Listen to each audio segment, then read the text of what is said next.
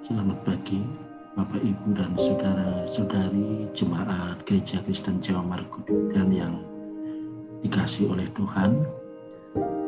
Kembali pada pagi hari ini saya mengajak Bapak, Ibu, dan saudara-saudari untuk meluangkan waktu sejenak untuk hening, merenungkan dan merefleksikan firman Tuhan. Oleh karena itu, mari sebelumnya kita berdoa. Kami bersyukur Tuhan untuk hari baru pemberian-Mu. Kami menikmati kasih karunia-Mu yang tidak berkesudahan, dan kami menjadikan kasih karunia-Mu itu sebagai kekuatan kami untuk kami menapaki hari baru pemberian-Mu ini. Sejenak kami ingin merenungkan firman-Mu, ingin hening di bawah naungan firman-Mu. Kiranya Roh Kudus-Mu menolong kami untuk memberikan hikmat dan pengertian, sehingga firman-Mu sungguh-sungguh kami mengerti dan dapat kami hidupi di dalam kehidupan kami selanjutnya.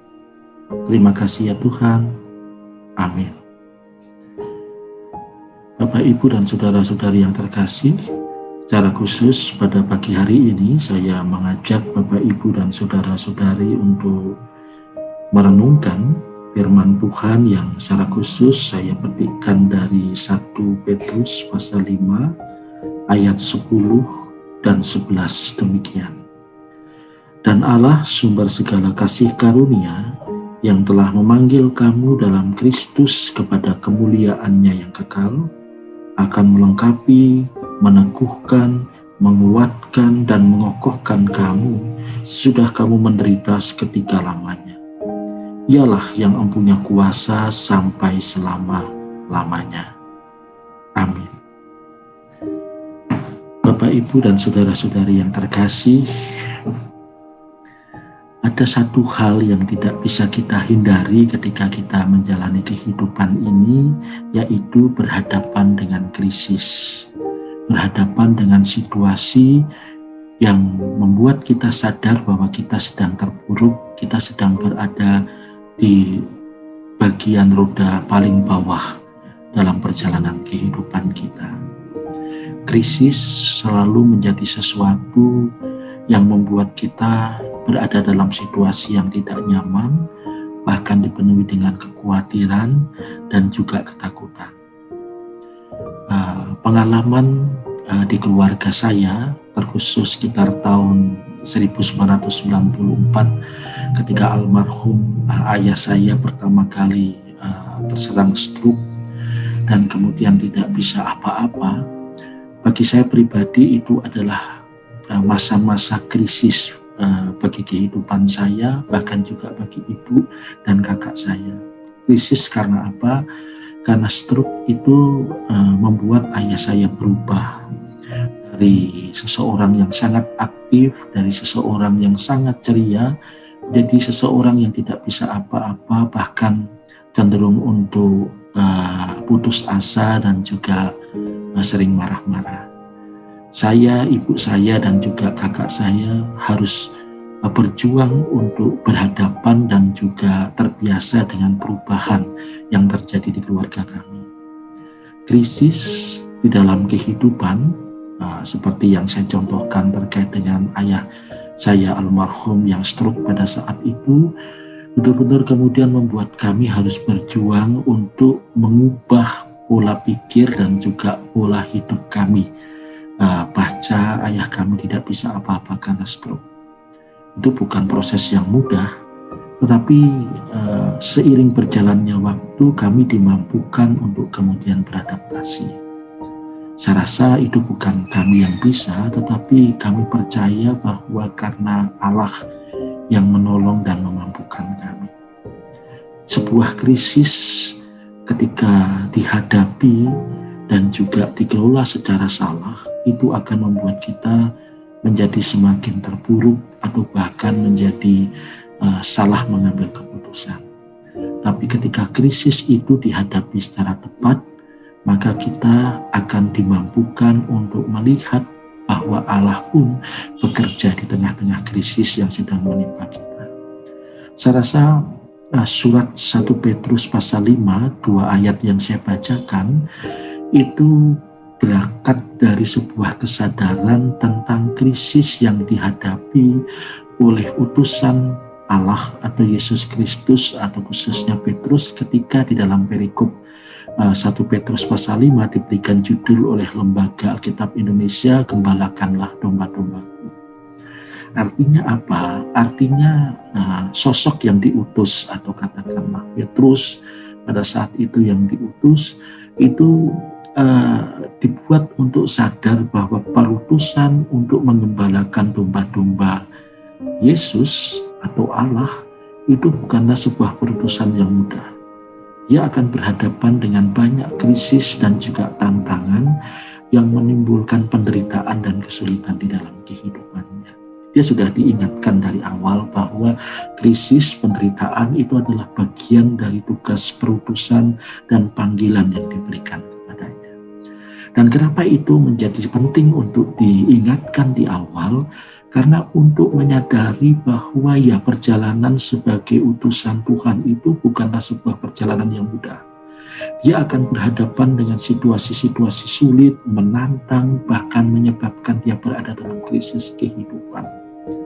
Tetapi tugas perutusan ini tidak hanya menjadi sesuatu yang menakutkan atau kemudian dia ditakut-takuti dengan situasi seperti itu, tidak begitu. Tetapi pada ayat yang ke-10 dan 11, perutusan itu kemudian dikuatkan dengan sebuah keyakinan iman bahwa meskipun kamu berada di dalam sebuah situasi yang berat, karena tugas perutusan itu Allah atau Yesus Kristus yang mengutus tidak tinggal diam.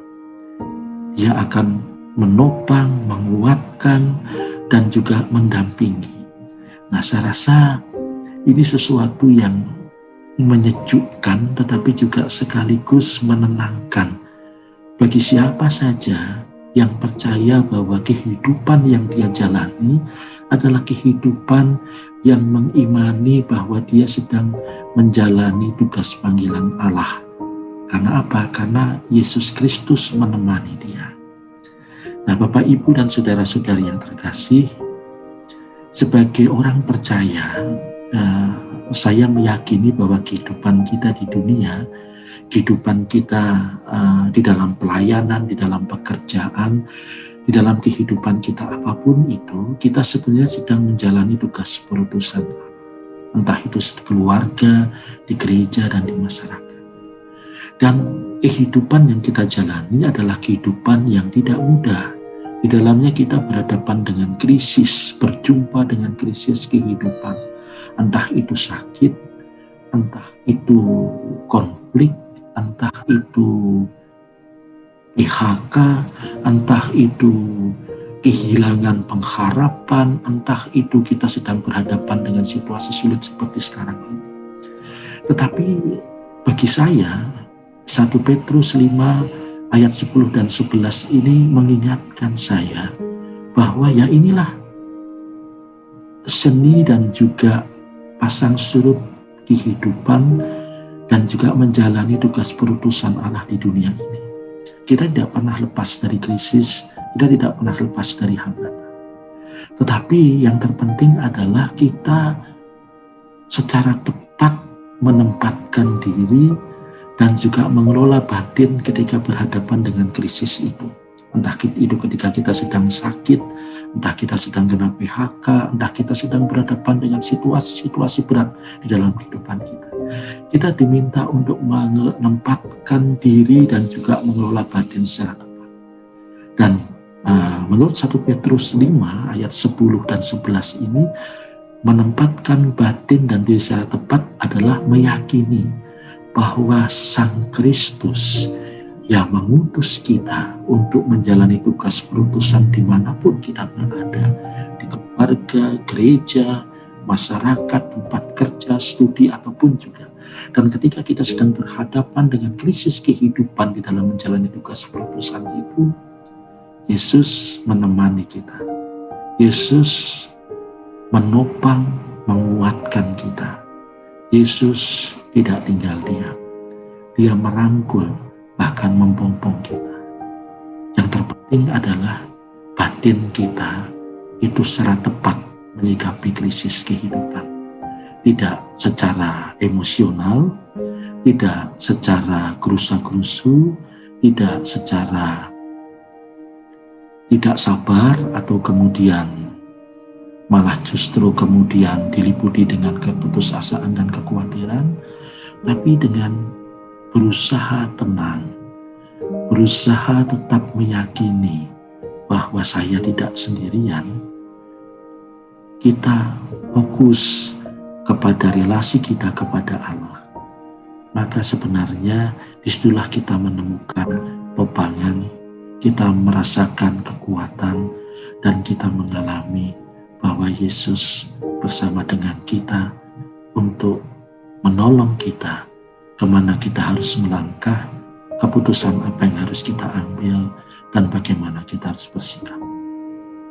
Semoga kita senantiasa memiliki kesadaran ini di dalam menjalani hari-hari kita.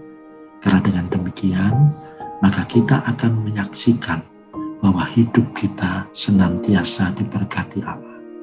Karena 1 Petrus pasal 5 ayat 10 dan 11 ini adalah salah satu formula berkat yang seringkali diucapkan di akhir ibadah, di ibadah-ibadah minggu di gereja. Itu adalah berkat yang menguatkan, meyakinkan, menolong, dan membuat kita damai sejahtera. Tuhan memberkati kita. Amin. Mari kita Bapa, kami sadar bahwa krisis kehidupan selalu menemani kami. Tapi biarlah kami menjadikan krisis itu bukan sebagai musuh yang kami benci, yang kami hindari, kami takuti. Tapi krisis kehidupan itu adalah sebuah momen di mana kami diizinkan untuk semakin mengalami, merasakan sokongan, dukungan, kekuatan, dan juga rangkulan-Mu di dalam kehidupan kami. Kami tidak pernah sendirian, tapi Engkau menemani kami.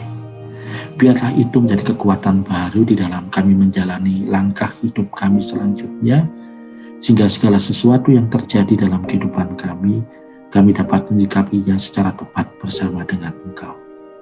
Terima kasih ya Tuhan. Amin. Baik, selamat pagi Bapak, Ibu, dan saudara-saudari. Selamat berkarya pada hari ini, dan Tuhan memberkati kita semua.